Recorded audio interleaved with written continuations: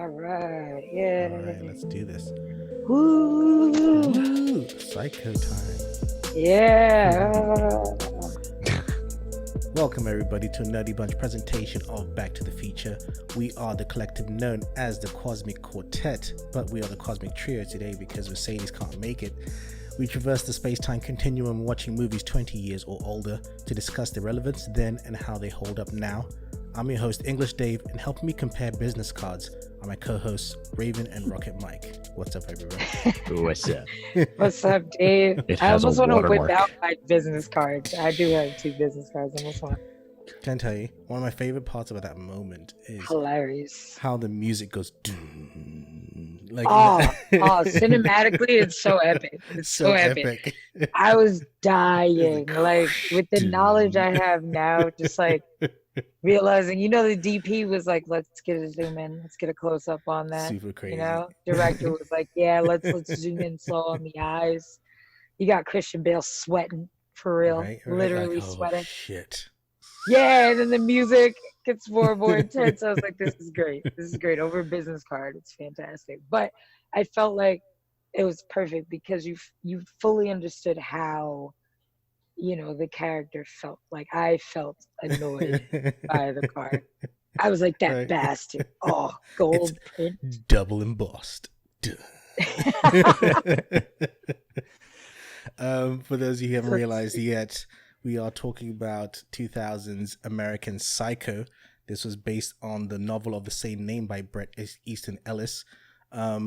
It was released on April 14th of 2000 on a budget of $7 million, and it would go on to make $34.3 million.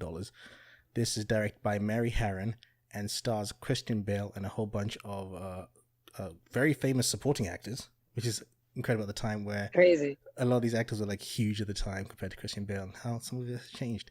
Also stars Justin Theroux, Josh Lucas, Reese Witherspoon, Jared Leto, who I totally forgot was in this. I feel like Jared Leto was in like every type of this kind of movie back then. He was, though. He was a lot in the 90s and then obviously 2000. Yeah. And he was always like stashed somewhere, like Right. he was like a character that you didn't really remember, but you do remember. You're like, wow, Jared Leto. And love William this guy. And William Dafoe as a detective. Here's a fun fact. William Dafoe was directed in a manner that each time he had an interview with Patrick, he would play the character 3 times, right? First time as if he knows he's the killer. Second time as if he's not quite sure. And third time as if he doesn't know at all.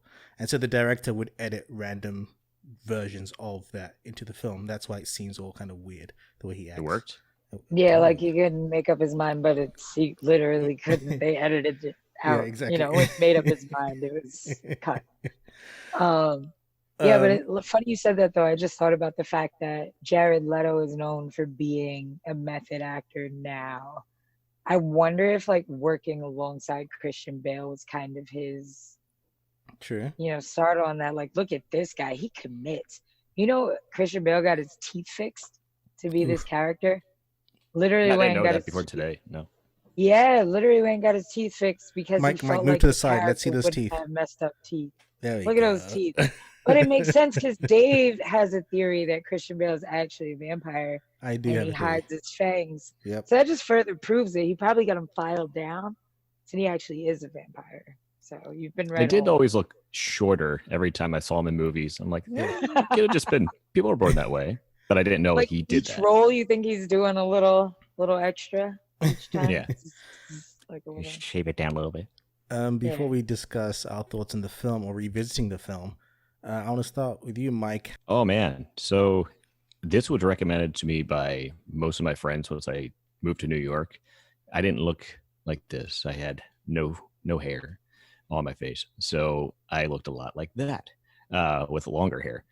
And everyone's like, do you realize you I look feel like I Christian Bale met in you American when Psycho? it's like this.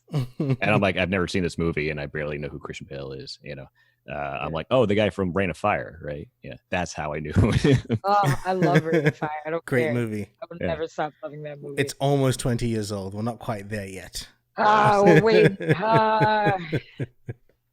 Yeah, I felt bad for, being a little out of the loop, especially in a film school. So I'm like, all right, everyone's like, just go watch that tonight. fell in love immediately. I'm like, this is, like it turned out to be like more of a psychological film than a slasher, And then, of course, to appease my friends, and I thought it'd be cool. I'm like, all right, got my Halloween costume now, and maybe if I can. For you. Actually, I sent it to you guys. Maybe we'll Yes. take it up and actually show Yeah, it it was here. amazing. No, I will put it up for those who are watching. It will go up in editing. We'll do a Halloween right special. now. There we go. There's the picture. Look at his face. There we go. The magic of editing. Where is it? Oh, I didn't even. Like I watch this movie like every couple of years now. It's up there for me. But now I keep going back and trying to figure out what was in his head, what wasn't.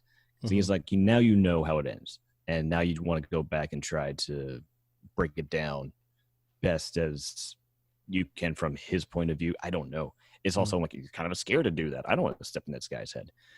So after reading some more articles, and the one that you sent me was actually really insightful. As I mentioned before, that was it brought a whole new light a little bit into it, because it makes some good points of views, and we'll get into that later. But I was really now happy having like read that, and now going back and seeing it all again. It all tied together, and it makes a lot more sense, especially if you've ever seen this before and you've thought the same way. I just don't know. I think we can clear that up for you today. Yeah. No, it's one of those movies and the book itself that they're both very heavily criticized. Hold on a second, I gotta charge my phone. I'll pause. There's some elevator music. Some Huey Lewis on here. It sounded like Bob Ross. Wait. You like Whitney Houston? As in you have more than one song? Like you own an album? Because I was like, of course he does. She's amazing. Yes, the greatest love of all. Come on. And greatest artist of all. Also makes me sound like there's nothing completely crazy about this guy. There's even like a monologue where he has about he knows exactly what society needs and how to be a good civilian, right. And yet he's like, but I'm not going to do that anyway. He knows. It's just more of a choice. Exactly. This is one of those movies, and the book itself, that were both heavily criticized when they were released.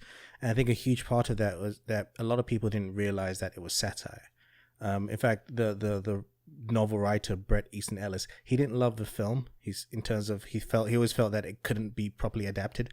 But the one thing he says he's thankful for is that the film really highlighted the satire, so that he realized that more people started reading his book afterwards when they realized, it's actually satire. It was supposed to be like, he's supposed to be poking fun and exaggerating certain things.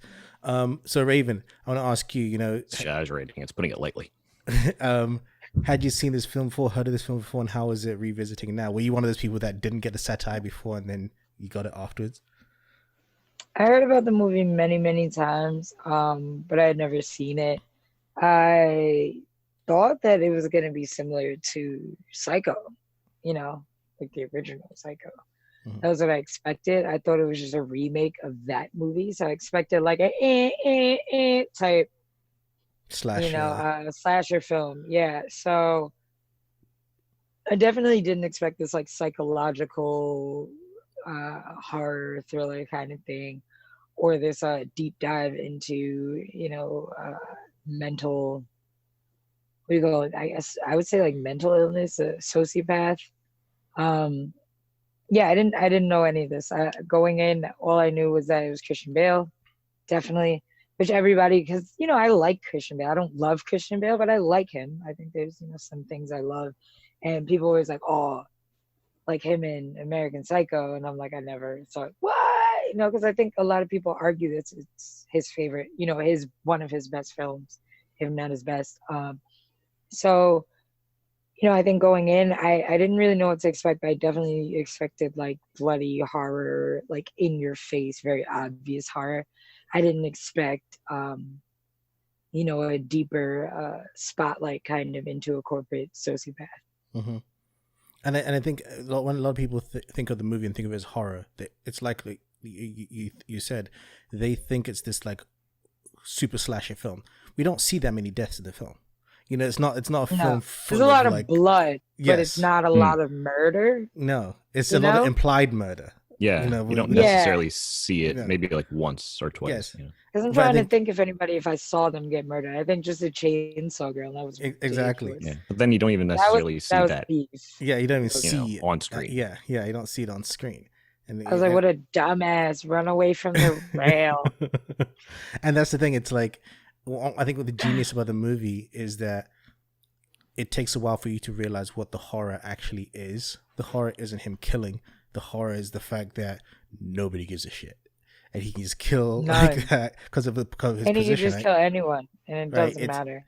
It's. I think it came at a time where people didn't realize what it was, and as time goes by, we understand the kind of person that the movie is portraying. You know, I was reading somewhere that the writer was saying, if corporate America was a person, they would be Patrick Bateman.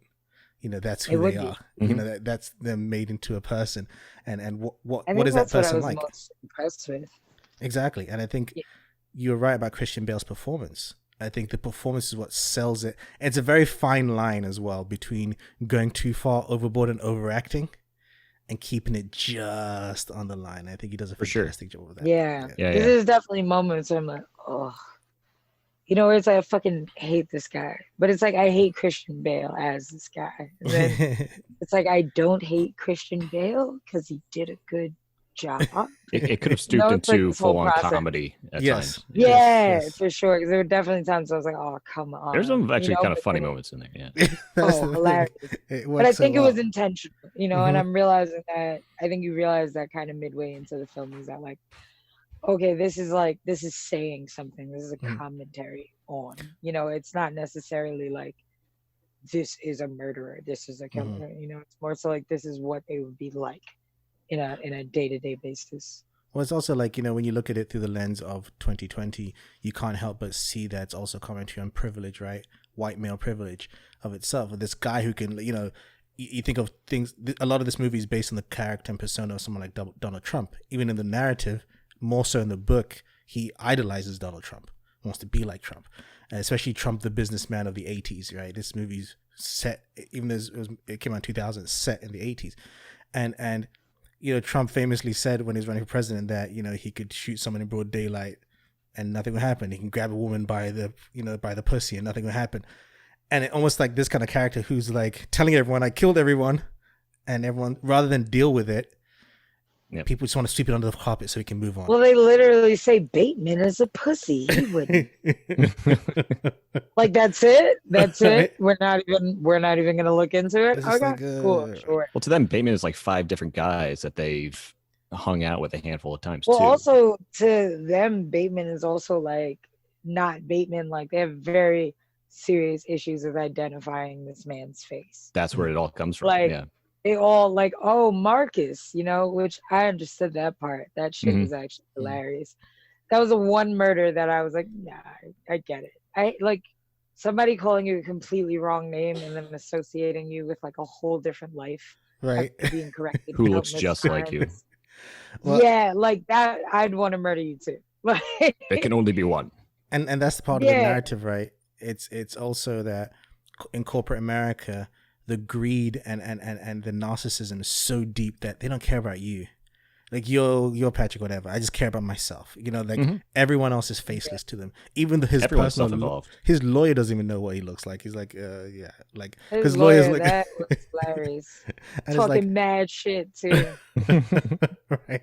It's like nobody knows anyone and no one cares. You know, like one of my favorite scenes is the scene where he goes back to Alan's apartment, and then it's like it's already painted over. The bodies are gotten rid of, you know, and they're already selling it because it's like, well, from a broker's point of view, if it's a murder site, now you have to take it off the market. So it's easier just to dump the bodies and move along, you know. So it's like a life where people just don't care. They'd rather just for business and They're all in it for themselves. Even the broker is like, I'm not getting paid if I can't sell this right now. So Right. hide the that bodies, paint everything, and we'll just flip this in a day. Yeah. Right, like whatever, fuck it, let's just go. It's Before we so go, messed up, and then you like move in, and like the walls creak, and the furniture moves, and you don't know why. that's what it was, right? Everyone was You're just like, I'm trying not sure why, but I keep hearing this screaming in the middle of the night. I don't know what it is. Right, Something it's happened like here. It's like the 80s, right? It's like the 80s. Everyone was just a business. And I love the idea, like, everyone's just a businessman. Okay, what does a businessman do? I don't know. Can anyone tell me what they actually did at work? They just went to work and did nothing all day. Listen to music. Like, what does Patrick do? Like, But that's the Watch thing. TV. They went to work and took advantage of and manipulated thousands of Right. people.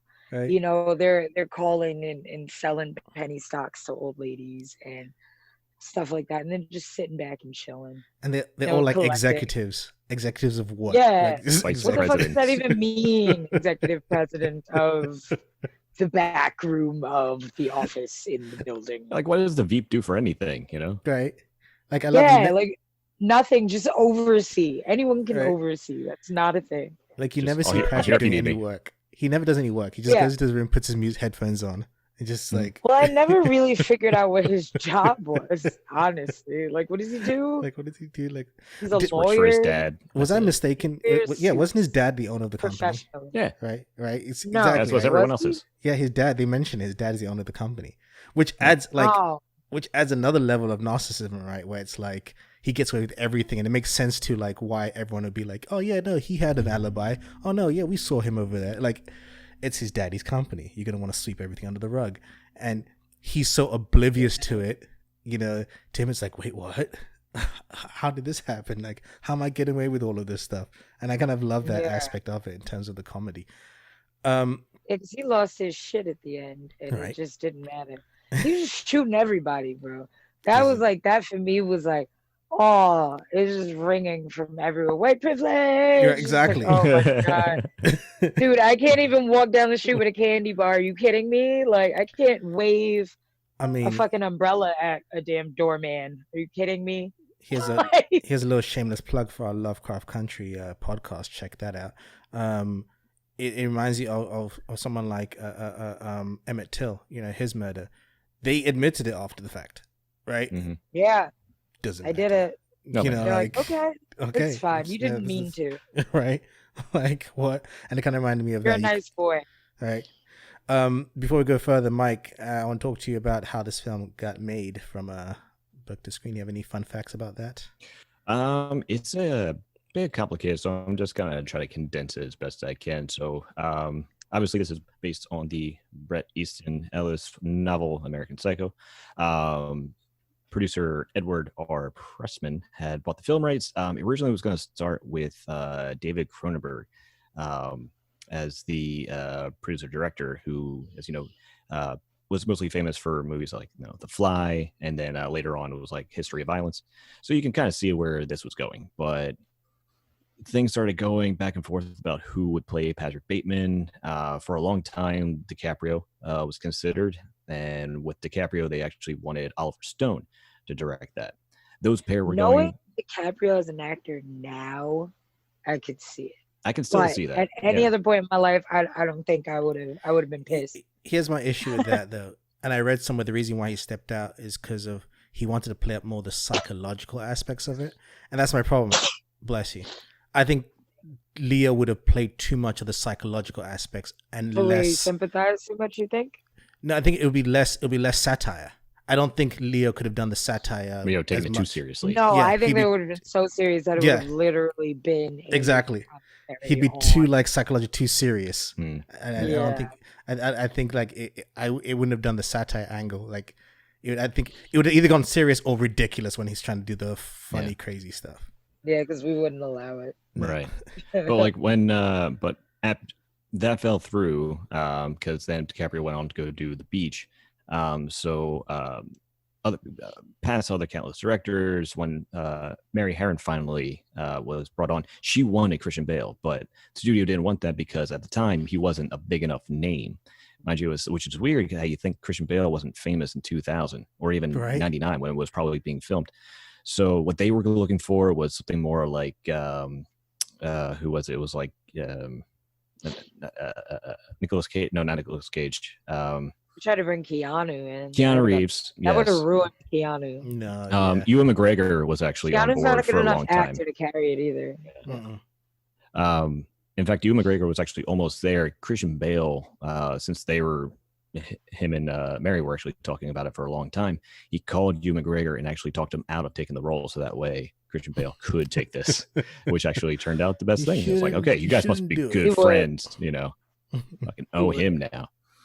But was actually most one thing I didn't know, and I learned about what Christian Bale when his study to develop the character was based on not only Nicolas Cage's performance in Vampire's Kiss. I have never seen it, but like if it's already Nicolas Cage at like probably a 6 or a 7. I don't know. We've feel like gone I through could the see stages it. of Cage before, so I'm thinking that's like a little above average. So I'm like, okay, take that and combine it with a single interview with Tom Cruise on David Letterman. Yeah, because I feel like something's off with Christian Bale, and if Christian Bale is like something is off with Tom Cruise in an interview, not Nick Cage normal, but Tom Cruise in real life, you know, Not in the Nick movie. Cage acting, Exactly. Yeah. and Tom yeah. Cruise in real life, which is like, damn, you Mhm. know, this is a literal psychopath, and Christian Bale's like, wow, I could use that. Dead in the eyes, I love it. It's crazy. And that creeped me out. So I'm like, okay, this is a I just see brilliant that too. actor Oh, to actually take that combination. I also read somewhere that Christian Bale also looked at the character of Patrick Bateman as an alien who is trying to figure out human life. How to be human. You know, I can see it. Yeah. In terms Especially of like, if you already have a big status. I'm like, all right, how do I play this role? right. Like just this alien that's trying to figure out human life, and that's why like he's narrating stuff, and that's why like he would talk about certain types of music. I really like this music, you know, like he says random quotes to people. Yeah.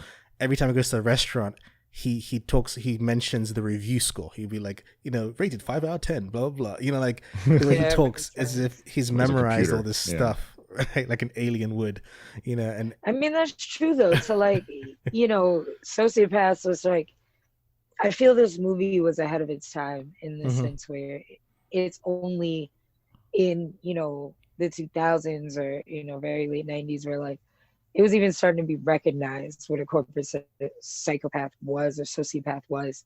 And, you know, I feel like things like the stock market crash is what made everyone really look into it. But before that, and this film was before that, you know, we really didn't have many insights on what was really going on, you know, on the floor in Wall Street. So I think that this movie was ahead of its time in kind of portraying what I don't want to say typical, but probably, you know, typical Wall Street, you know, banker, stockbroker was back in that time.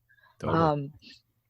But it's crazy because when you know, if you look into it, you know, what sociopaths are like and what their natural behaviors are, one of the biggest characteristics is that they try to mimic, you know, one of the biggest things is mimicking, trying to mimic human emotion because they can't feel it themselves. And I felt like the film did a great job, and Christian Bale did a great job of portraying that, where you could tell that he was constantly trying to emulate and trying to portray human emotion without actually feeling it. And there is a huge difference, you know, like certain moments, like you guys said, or like when he was with the women, you know, where he's saying things that he knows are things that women like, but really the women aren't interested at all. And he's obviously not good at reading a room, you know, but it's not a thing for him. He's like, oh, if I do these things, and he had said it in the film, I'm trying to fit in.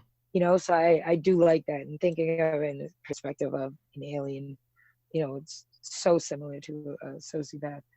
And it's like, I think part of it is also showing that his frustrations, right? He's trying so hard to fit in. He's trying so hard to say things he's supposed to say. And when people don't respond in the way he thinks they're supposed to respond, he gets angry. That's where his frustrations come from. You know, and he only has anger and disgust. Yeah, right. And let's talk about quickly about the script and the directing. This was co-written by Mary Harron, who's also the director, and Guinevere Turner. I think together, I mean, obviously it's based on a script on a book, but I think the directing does a great job of showcasing that satire. We spoke earlier about the business card scene. The way that's framed and shot, it's like a duel, right? It's like an action, like, whoosh, duh, you know, like just bring a bit, you know, bring out your sword, you know, measuring dicks, you know, like it's the same shit. You know, like I think the soundbite was the sound of a literal sword. Yeah, probably. like It sounded whooshing like through it, something. It was right? a sound of Yeah, an Just it's just like actual. a drawing a sword, blade of some kind coming out of the Yeah, sheath. it Like, was a shoo. fact that I found out. It was a sign of like right? a sword. I forgot what it was going through. Probably paper. And But yeah, it again, makes. the movie is very minimal. We go through just simple locations, things like that. But I think the way it's shot and the way it's presented, even the opening sequence, right? It just you see the difference in class from going to this high class stuff, and then we go to the nightclubs where they're taking cocaine, and that kind of juxtaposition between those two. We in those limited locations, we understand the lives of these people because their lives are so minimal. The way it's presented, and I Yeah. think they do such a great job of that. The directing. What did you think of the directing? Any favorite moments, Raven? I had a couple of favorite moments. Let me see, I jotted them down. Um, yeah, I felt like the whole him being called Marcus was hilarious. I don't know why it actually made me laugh really hard every part with Jared Leto. I think my favorite part was when uh Bateman goes into the bathroom to murder the guy that he thinks is a punk, and he's like, I had no Bateman, idea. why here? Why here? And the way that he grabs his hands and like gazes into his eyes. Oh, I It was keeps calling him dying. him, afterwards when he leaves. him pulling Yeah, down the exactly. glove Yes, and Patrick. kissing the hand. It's like I'm gonna Oh peel my off God, this psycho Patrick. from you. Why here? I love that Oh, it was movie. great. And then afterwards, Bateman, call me. Call me. Um, I loved it just because he was defeated. You know what I'm Yes, saying? It's the completely, only, completely. and little does that character realize what was his name? I forgot his name. But little does Lewis, that character Lewis. realize yeah, Lewis, he just, skipped death. Silicon Not Valley. many people have been in that same scenario and, were able to get out clean. So, Right, right. being gay saved his life. He said, I've had a crush on you since the Christmas party. Um, that was great for me. I love that moment. I think I loved it because it was like I loved the moments of, the explanation because he had said that he can only feel disgust. That's the only Mhm, human emotion he can feel.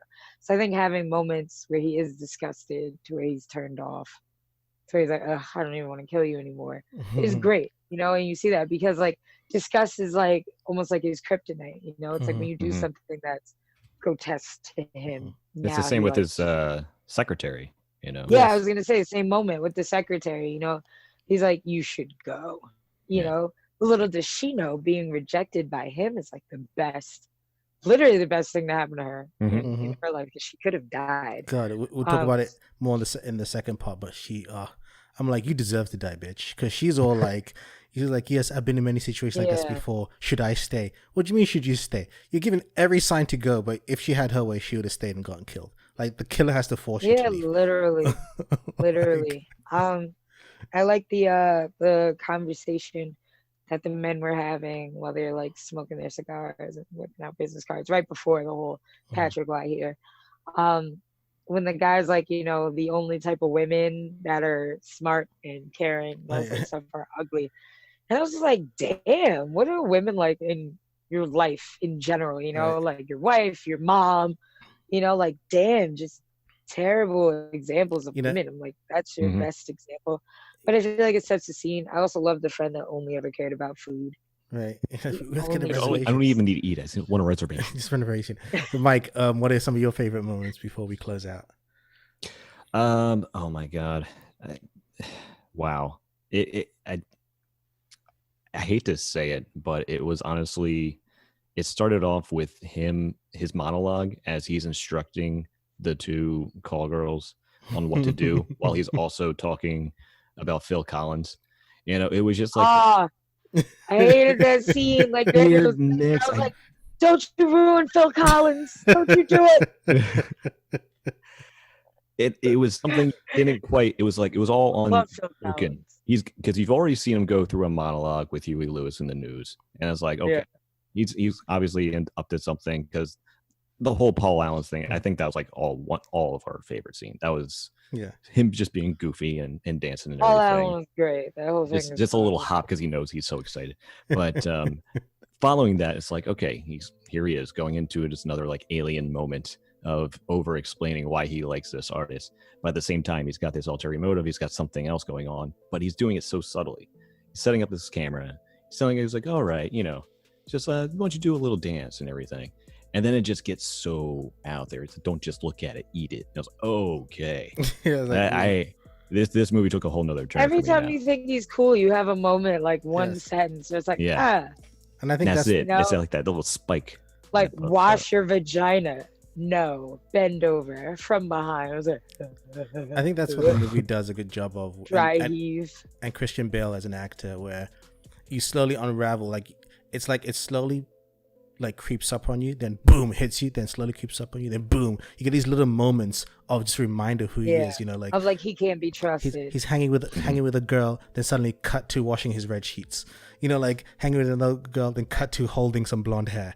And just like, oh shit. Like when you think about the ramifications of what those things mean, it's just like, whoa. It's cranberry juice, cranapple. Like, it's a serial killers that you hear about, like Ted Bundy and you know, there's certain murderers that are, that you wouldn't know, but they have these moments, but they attract people easily. They come off as charming, so I did love that, he is similar to that. I also love the line of "I've got to return some videotapes." Always. That's why he's an alien. It's like he thinks, no, I've got a meeting with Cliff Huxtable. Okay, I